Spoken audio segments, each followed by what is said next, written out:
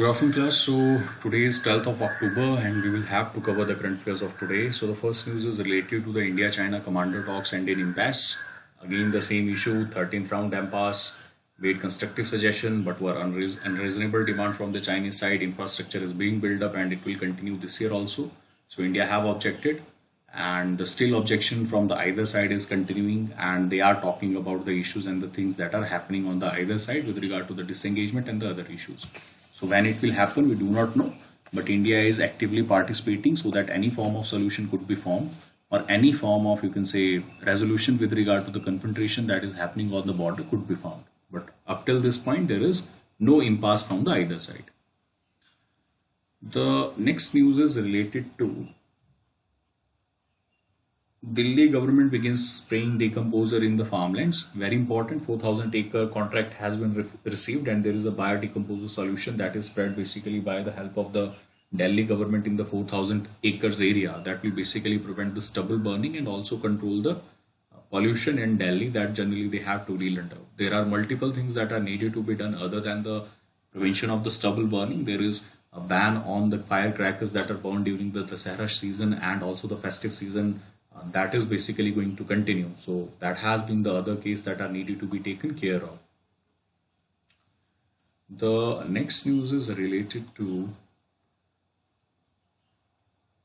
dangerous deadlock. So this is again related to the past border agreements are in disarray as the line of actual control sees heavy deployment.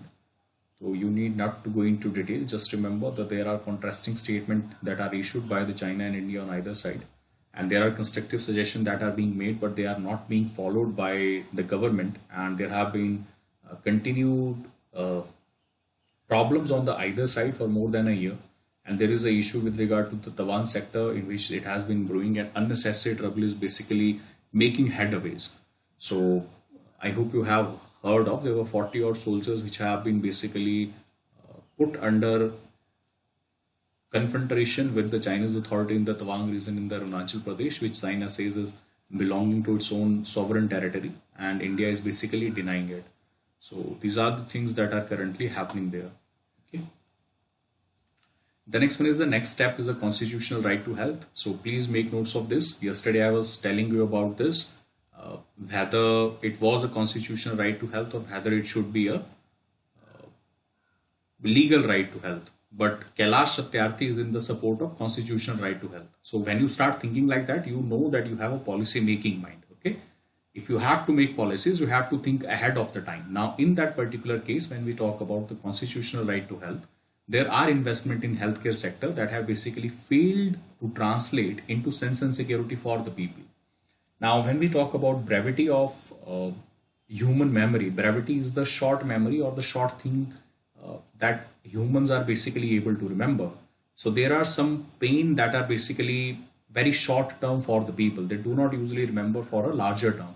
Now, when we talk about that, there have been issues, or you can say it as a talent, or you can also say it as a drawback. There are some things that you easily forget, specifically with regard to the pain when there is a collective memory or collective issue. So there are a lot of people who have basically died, but if someone died in your family, then it is a personal pain and you will remember it for a long time. But if many persons have died in a country, that is a collective pain that you tend to forget very easily. Now, humans basically suffer from this particular thing, but lessons are needed to be learned, and they are more crucial with regard to the existence. So what kind of thing we are debating about? We are debating about right to health for all.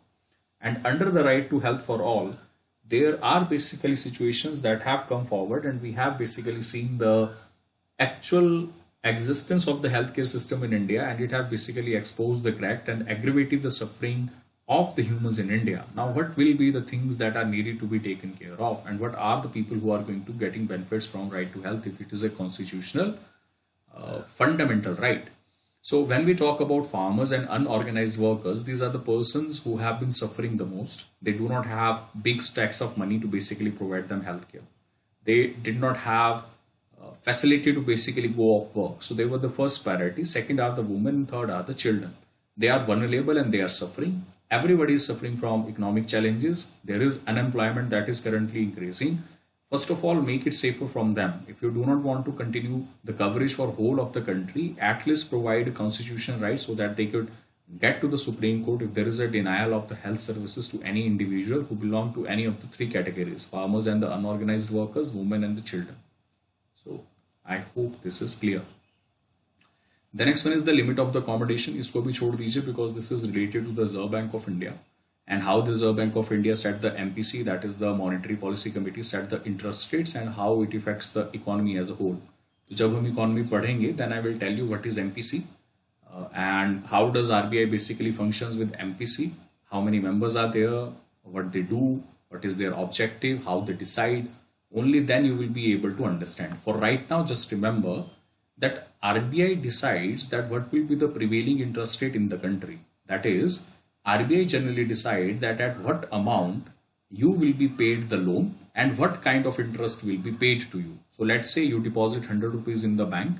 So let's say you will be provided 4% interest rate. So 104 will be the amount that you will be getting after a year. If you take a loan, the RBI decides that it is 6% if you take a loan.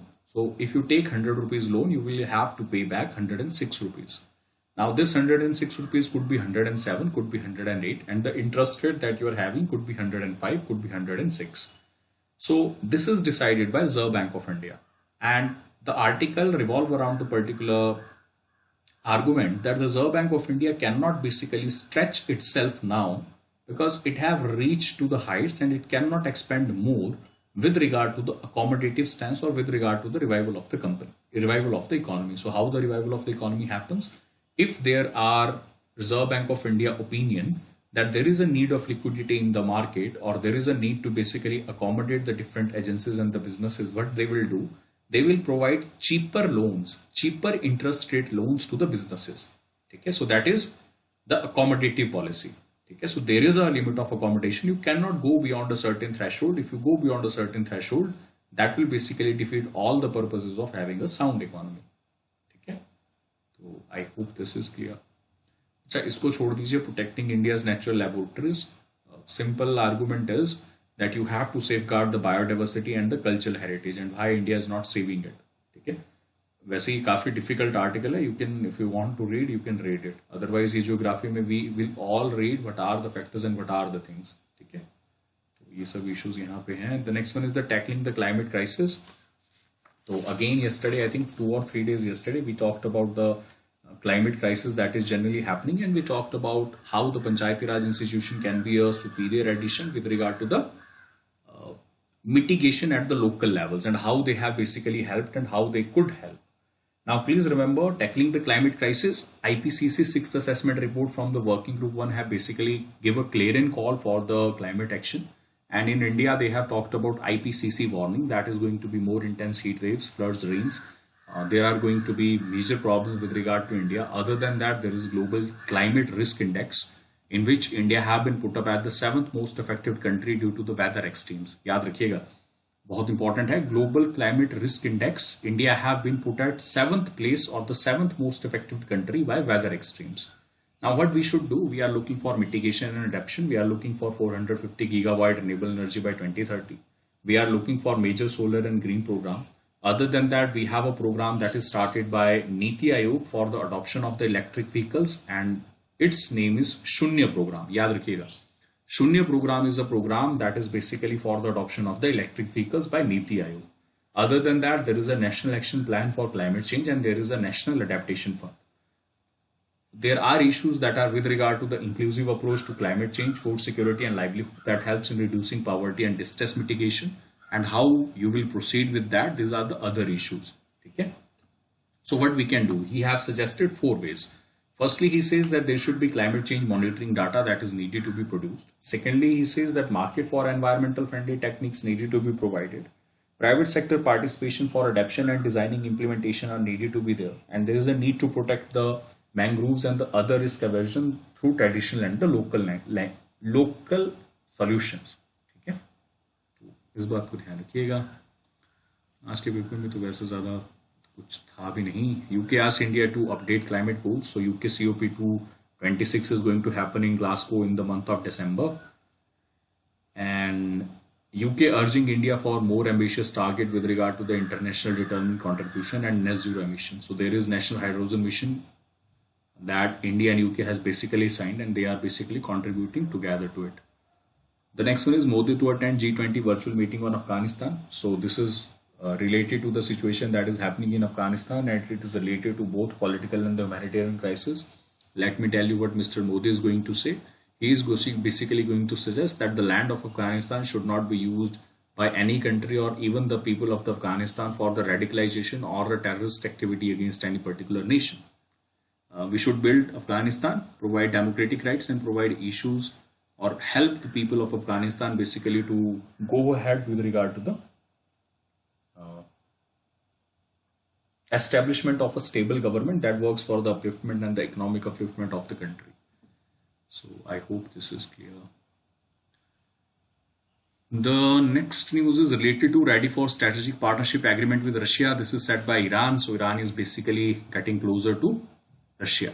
Please remember, sir, these are some fundas that are available in the international politics and also available in the domestic relations.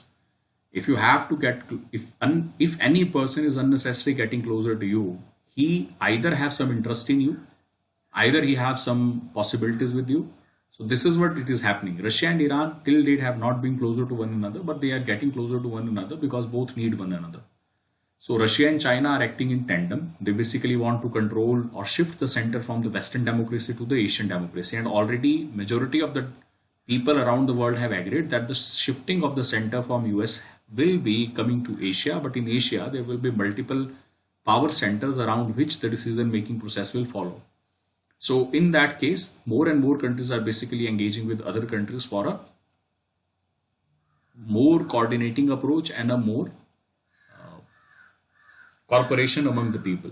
So Iran's strategic partnership is happening, already happened with China. It is now happening with Russia. There will be initial agreements, and in the final stage, there will be diverse clauses that will be agreed.